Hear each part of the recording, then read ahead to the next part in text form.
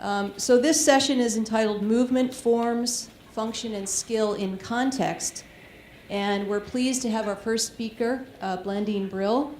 She's from the School for the Advanced Science Studies in Social Sciences in Paris. And the title of her talk is Culture and Motor Skill Acquisition. Thank you. First, I would like to thank Carl Newell just to think that culture and movement could be an interesting topic to talk about. And I would like to say as well that 30 years ago, I gave a talk which was with the exact same title. And that was a meeting where I first met Carl Newell. And that was a summer school in Maastricht, which was organized by John Whiting and Michael Wade. And I must say that at that time, I had no problem to do this, to prepare this talk and write a paper.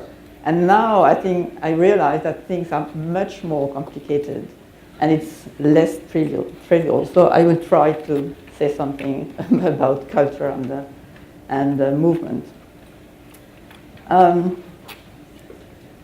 The question is, what does it mean to consider motor skill and culture? And usually motor skill studies, most of the time, ignore culture, except when they talk about exotic culture. And what I would refer to the sentence from Waringen saying that it should be clear, however, that many of the motor skills being learned by humans are more adequately referred to as cultural than as natural activities. And I think that Daniel, for the first talk was, he talked about the importance of culture when talking about movement. So what about culture?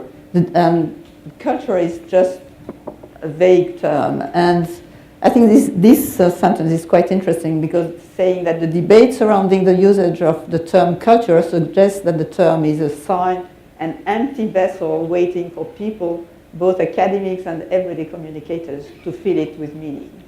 And I completely agree with this. So I will stick on a very simple definition, which is culture is the pattern of learned ways of life through and thought shared by members of human society. So now, usually when we talk about culture, we think about anthropology, and anthropology is interested in human variability.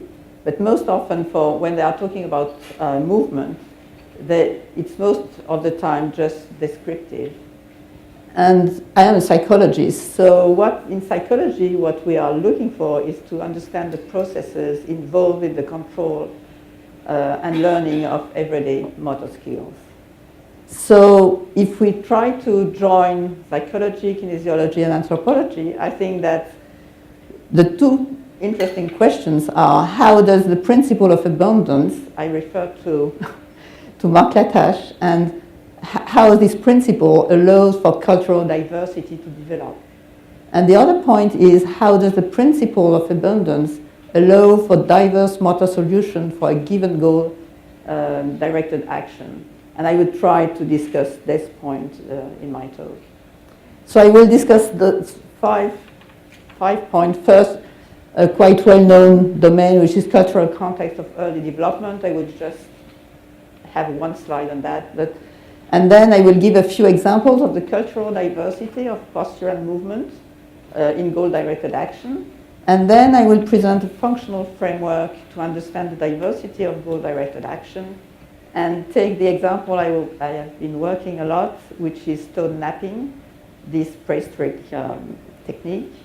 And as a model of functional analysis of the diversity of movement. And then I will give a few examples of the different levels where culture powers posture and movement. But the first, I think the humans experience a great diversity of motor stimulation since birth. And here I give a few examples just to show that it can be very different in different cultures. And I think that's taking into account this diversity of context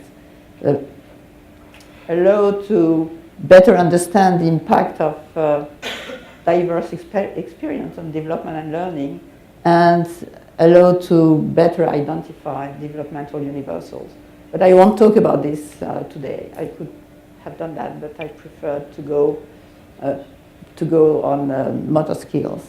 And well, that's just a few examples where research on the experience of different contexts may impact motor development, but I won't go on that.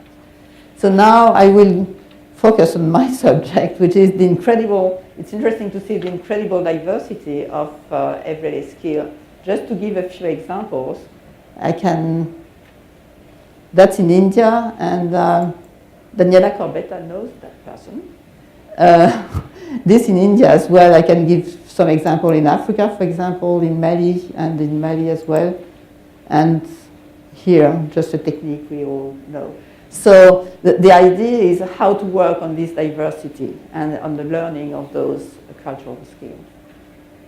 Another question is the posture. These skills are coupled with a large variety of postures.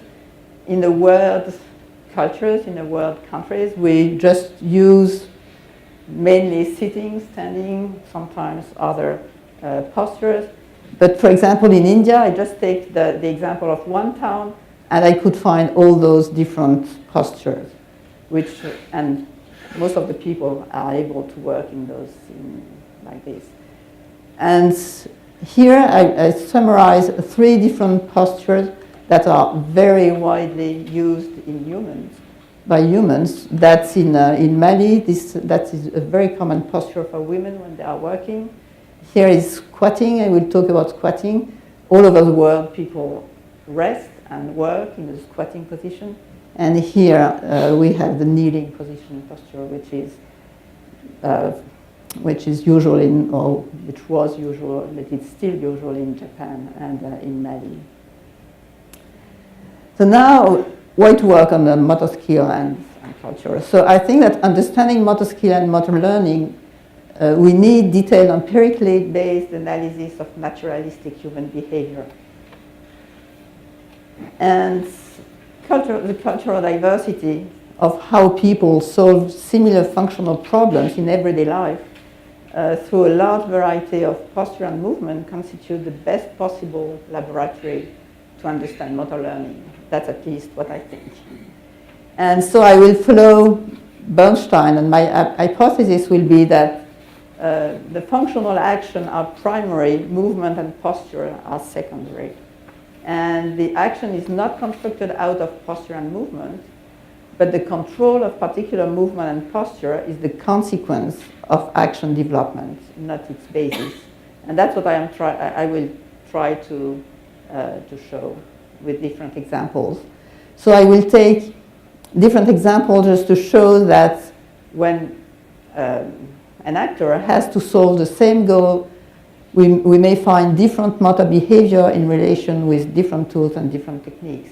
So I will take, for example, walking with a load, throwing a pot, and for dancing this figure of pivot turn, and stone flaking. So the first one, which is carrying loads. I can't find my... So I give 3 different examples of carrying load. And the idea is that whatever the way people are carrying load, they have different movements, different postures, but the mechanical constraints that is moving the body forward is the same. They have to produce propulsive forces. And to do that, to regulate the walking, they have to create and to modulate a distance between the center of pressure and the center of gravity. And that's what they have to do, whatever is the type of load carrying. And as I show here, so the posture here is completely different from this and completely different from this one. So the movement will be different, but the functional parameters are similar. The other example I wanted to show is throwing pots. So here you have 3 examples in 3 different cultural settings. In France, in India with Hindu, and India with the Muslims. And so you have 3 wheels which impose different postures. But what's interesting is the mechanical constraints are you have to create centrifugal forces and pressure on the clay. So what the actor has to control is he has to control the throwing speed and the manual pressure, whatever the tool. And another example here is pivot turn. I don't know how to pronounce that. And that's 2 examples. That's the PhD of one of my students. And here you have in classic dance, that's what we call pirouette en dehors. And in the Korean dance, you have here pivot turn. So the question is that the mechanical constraints are the same. So you have to rotate around a vertical axis and to produce an angular momentum and velocity. And to satisfy those mechanical constraints, the actor has to produce a torque, vertical impulse, and inertia of the body segments. They have to control those 3 dimensions of the movement. And the last example is stone knapping. Stone knapping here, I gave example of 2 different techniques, but they have to solve the exact same problem, that is produce a flake satisfying the conchoidal fracture. So that's 2 experiments we've done. And so now, again, the mechanical constraints are to produce a certain amount of kinetic energy, a certain angle of blow, and a certain precise point of percussion. And to satisfy those constraints, what the actor has to solve, to regulate, is to produce the right velocity and have the right weight of the hammer. So from those 4 examples, first I will give just a few examples from the stone knapping study, just showing that what the novice has to learn is to satisfy the functional constraint. That is to choose the right hammer, the right weight of the hammer, and to produce the right kinetic energy. And we made a few experiments on the basis that for a given goal, that is produce a flake of a certain dimension, whatever the weight of the hammer, the value of kinetic energy must be the same. I should give the example first. Here you have an expert producing 1 flake, and here you have a novice producing in the same experiment. It should produce a flake. So we had actors of we had different level of expertise, different weight of hammers, and we asked for 2 sizes of flakes. Here are the results on the kinetic energy. Just to show you that the kinetic energy, the black is the experts, the white is novices. So the first result is just experts are producing less far kinetic energy than novices, and novices, all this kinetic energy is not useful in a way. And what's interesting is here is when they are producing large flakes, small flakes, and heavy hammer and light hammer. And here for the producing small flakes, what's interesting is that only expert in the two conditions, only experts are able to produce the exact same kinetic energy. While, for example, you can see it very easily, the novices are producing higher kinetic energy with a lower hammer. But what's interesting too is to look at what is produced, and in a way, the novices are producing the same flakes, whatever the situation that is, whatever the hammer, whatever. When we're asking small and large flakes, they were producing exactly the same. They are not able to produce the right flake, while experts are right away able to do that. So that shows that what's important is to satisfy the mechanical constraints of the task. Now, if we look at the movement, for example, I give just two examples. If we look at the movement, that is, for example, joint angle range of motion, what you can see, and I take just the wrist extension, flexion extension, and adduction, abduction. And just to show you here, you have 7 experts. Here you have the range of motion. Here, we take the value of the angle of the wrist angle at the beginning of the movement and at the point of percussion. So that's, for example, like this.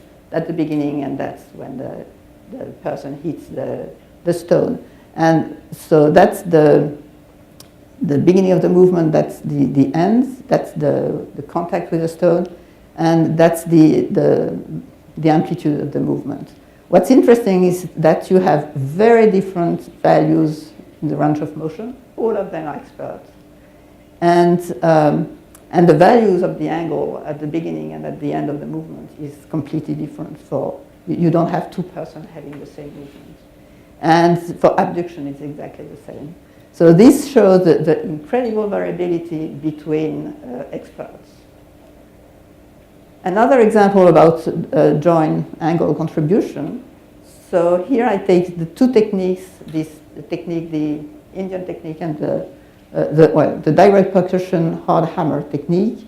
And here you have the joint contribution for individual striking movement for 2 experts, and that's the angle, and you can see that it's very different, and it's even different from one movement to the other. And if I take what the experiment we did in India, so it's a technique of indirect percussion, but they are producing the same conchoidal fracture. And what's interesting here, we have 2 experts, and here again, if we look at the joint contribution, you can see that it's joint. It's very different from one expert to the other one. So those 3 slides were just to show that, to suggest that what the learner the novice has to learn is really to satisfy the functional constraints of the task. Here it's create the right kinetic energy, and that there are many different solutions to do it, many motor solutions. That's why I am talking about action on one side, so that the novice has to learn the functionality of the action, and then the movement may be very different from one person to the other one. So to summarize, we have here the task and the functional constraints of the task. I take stone flaking, but the functional constraints do not depend on the actor. And now what the actor has to control, first he has to satisfy the functional constraints, so we call those functional parameters, that is to choose the right hammer, and when the weight is chosen, he has to produce the right velocity at contact to produce the right kinetic energy. But he can do that through many different strategies. So, for example, you can rely on potential energy, you can have a large trajectory, a small trajectory, you can do this in very different ways. And here then we have the movement parameters. What's interesting is that we have no one-to-one correspondence between movement and the production of the functional parameters of the action. And we have very important inter-individual variation. So now, how to understand cultural diversity of movement from this model? And what I think is that the mechanical constraints are independent of the actor and are not cultural. So we have a task, and then the actor has to satisfy the constraints of the task. But the inter-individual variation and cultural variation appear here. That is the strategy to solve this question, to satisfy the functional constraints may be very different from one person to the other, and we may find some cultural specificity of those strategies. And then the movement, again, will be, of course, different. And from the cultural environment can play a role from the tools may be different, the physical environment may be different, the postures may be different, the codification of the movement, as for dancing, for example, the movement may be codified, and the training may be different, and experience, and so on. So it's very difficult to talk about the culture and movement because it means there are many different parameters that may impact the movement. So what I would like to show now, I don't know how many, is to take a few examples to show at what level the cultural practices influence postures and movement. So I will take, we've seen this, so variation tools make variation in movement, of course, but we can have variation in the operational way to reach a goal, variation in the weight of different parameters of the action, and variation in the metabolic processes, that's load carrying, and variation in postural practice. So the first example is about pot throwing. And that's an experiment from Enora Gondon, who did, she wanted to look at how Indian and French were, which kind of movement they were using just to solve the exact same problem. So here, what the aim of the study was to look at variation in operational aspect of motor performance in two groups of experts, all were experts. And they all have the similar goal, that is to throw a sphere pot. What's interesting in the product, there were no difference in the product, no statistical, no significant difference. While here you have an electric wheel, here you have a kick wheel, and so the movements are very different, and the posture is different. But we have a large variation in the operational aspect of throwing, and that's what they show. What she did was to work on the repertoire of movement, and she had 62 position. She coded 62 position of the hands. What's interesting is that the French are using 51 hand position, while the Multani, that's the Indian, are using 28 hand position. And the French had specific 34 position were French specific and 11 were Multani specific. So what's interesting is they produce the exact same pots and they use different repertoire, so that different movements. That's just to show that it was about the same. They had two, well, I won't, but that's the Multani, so you see they use, that's the number of coded movement. And we can see that the Multani are using less different movement than the French one. So now, if I go back to the pivot turn, which I show once again because I think it's really interesting, because what's interesting is that the mechanical constraints are the same, while the aesthetic of the movement is absolutely completely different. So what we did with Gilles Dietrich, a colleague, a biomechanist colleague, he made a biomechanical model of the pivot turn, just show it with a simplified model with two body segments.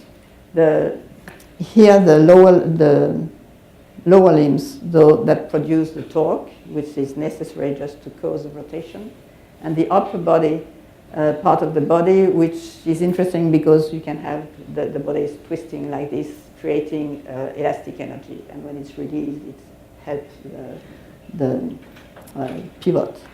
And we should ask an arm should be added, but as they have a role in creating modulation of inertia. So what's interesting is that we made an experiment with two experts in French in the classical pivot turn and the Korean one. And what is interesting, we have difference in rotational speed, vertical impulse, twisting of the upper body, and ways to modulate inertia. So what's interesting in this experiment is that aesthetic of the movement is creating through different weights of the parameters of the spinning action. So that's a way where culture make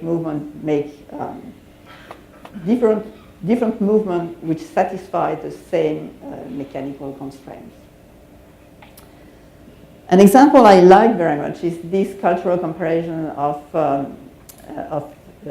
carrying loads, because they help to understand adaptation of metabolic processes to surrounding conditions. In 1986, there was published a paper, a very interesting paper, showing that African women discovered what they call an economic way, because they were able to carry loads with less energetic cost. So during loaded walking, both African women and Nepalese porters use remarkably less metabolic energy than control, that is European or American.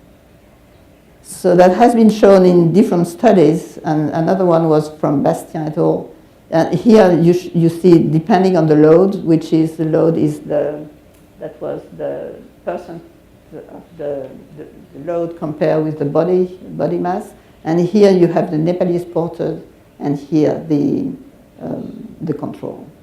So just to show that Nepalese are able to carry very large load with much less at a much less energetic cost. So that's the same with African women. So the idea is what happened, because in this paper from 2005, the conclusion was we don't know. And since then, there has been a few other studies from Minetti, and because the first hypothesis was that that was the African woman, that there was a better exchange of potential and kinetic energy of the body mass during the pendulum-like oscillation. But this doesn't work as soon as the steep is 15%. So Minetti had other hypotheses about Nepalese porters. So they have a better cardio-circulatory adaptation to altitude and different oscillation pattern of loaded head trunk segments. And more recently, he hypothesized that they have lower overall muscle activity for Nepalese porters. So that may be referred, yeah, thank you, to the presentation of the previous session, I think. So the last example I wanted to give is the cultural variation of postural practice and squatting. Because I think squatting is clearly a universal posture for rest. Many people are just squatting for rest and for working posture. I'll just give you a few examples here. That's recent videos from India. And you can see people are really working for the whole day in that posture. So and the idea is that if this posture is so widespread all over the world, that's because it must have some adaptive benefits.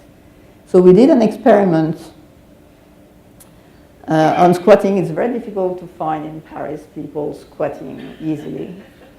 And so just we recorded the center of pressure, and just compare here, you have the same person, eyes open, squatting, standing, and here eye closed, standing, squatting. So the results are obvious. If we look at the surface, here you have the squatting, and here standing, which is completely different. And for example, the length of the displacement of the center of pressure, here again you have squatting, you have much less values compared with standing. The interesting point is that what we all know is that when we standing with eye closed without vision, increase the oscillation, while it seems that for squatting it's the reverse. But we should do more on that. We did other analysis, such as stabilogram diffusion analysis, and we had the exact same result. That means that squatting you have much slower values. So that means that squatting is a completely different, probably has a completely different mode of control. And what's interesting is that it's so constrained that it's probably, the hypothesis is that it doesn't need any sensory information because it's biomechanically very, very much constrained. But it's still, at the same time, it's very flexible, which is quite interesting.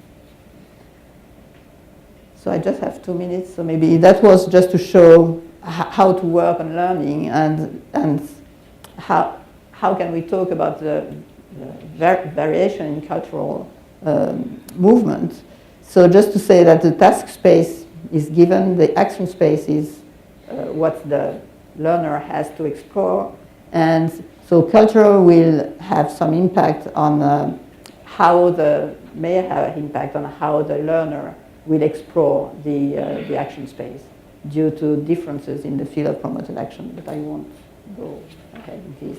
And just to talk more about movement, what I think we should work if up to now I have shown that due to the very large number of degrees of freedom of the body, so culture we have variation in cultural way of solving functional actions, but I think what we should do more is just to work really on movement. Are there differences in the way, for example, what Mark Latache was talking about the uncontrolled manifold, for example, or the joint contribution for the same task, depending on the culture? Well, I think that should be an interesting question. So just to summarize, humans in different cultures develop specific pattern of everyday activities and skills, and consequently of motor habits. Cultural variety of motor habits is mainly due to the incredible variety of tools and environment and social constraints. But observable phenomena themselves may be different, but their functional principles are the same. And postural motor behavior is grounded in constraints that are universal, and in that they are common to people of all cultures, of course. And the movement characteristics of human skill is a consequence of action development and learning, and not its basis. Learning consists in discovering and exploiting functional principles of tasks. And learning is based on the learner active exploration to detect the feature of the environment that correspond to the opportunity of action. And the tutor role is to organize the learner field of promoted action to promote the learner active exploration, and that's maybe very different from one culture to another one. And again here, the cultural way of the scaffolding processes on the part of the tutor participate in the learning education of attention, and that's maybe very different as well from one culture to another one. So cultural motor habits imprint the mark on the body at many levels, metabolic, bones, and brain. And I think that's why it's really important to work on different cultural way of moving, because, for example, we know that squatting has some consequences on bones, and carrying loads as well, and things like this. So the cultural diversity of how people solve similar functional problems in everyday life through a large variety of postural movement constitutes, to me, the best possible laboratory to understand motor control and motor redundancy and motor learning. So thank you. And I would like to acknowledge all the different persons who have been working on those studies. And that's my colleagues and the students. Thank you.